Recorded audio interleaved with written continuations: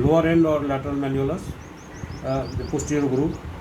These two tendons, the tendon of the peroneus longus and brevis lies in a common sheath, that is synovial sheath, not flexor fibrous flexor sheath, the synovial sheath. And now again I am repeating the structures attached to this lower end.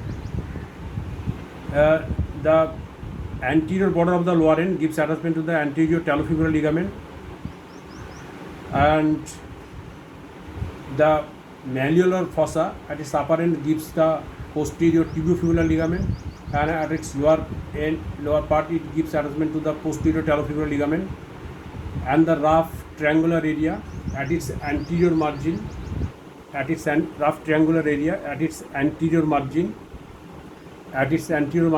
the anterior tibiofibular ligament.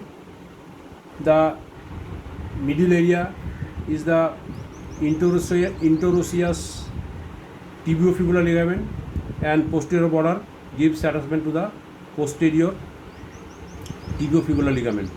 So these are the ligaments attached to the lower end. Now come to the ossification.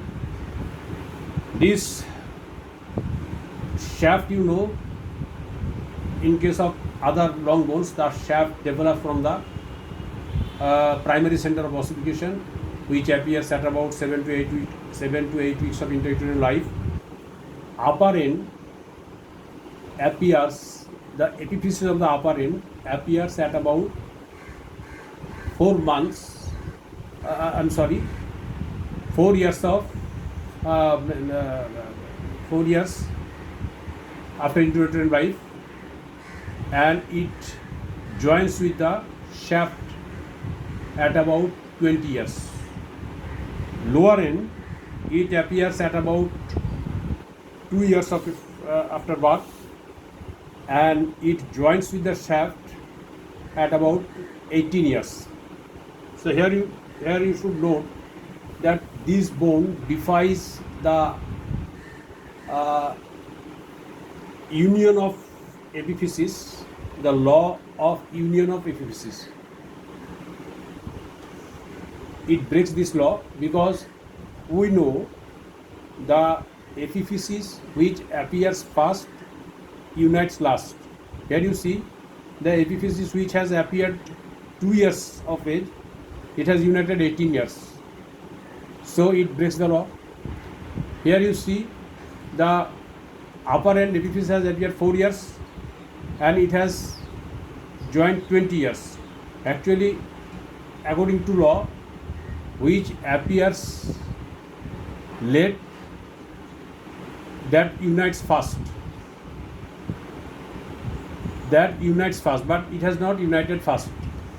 So both ends have defied the laws of union of epiphysis.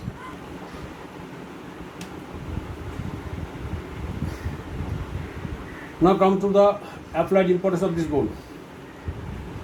As this bone does not take part in the weight transmission, sometimes if bone graft is required, bone is taken from this bone. Neck, at the fracture of the neck, the most common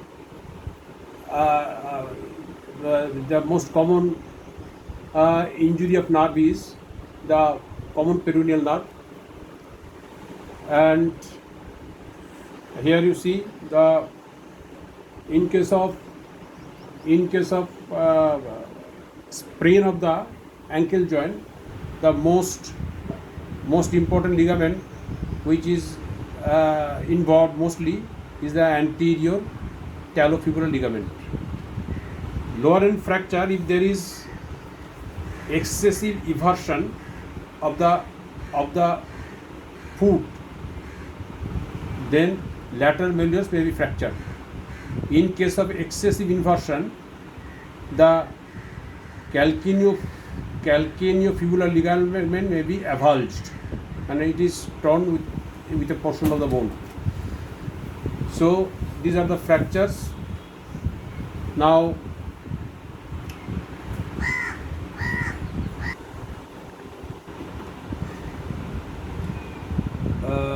isolated fracture of the fibula generally uncommon except direct injury. The stress fractures generally occurs in fibula when the military personnel or athletes are undergoing training for long distances. In that case, there may be some stress fractures. So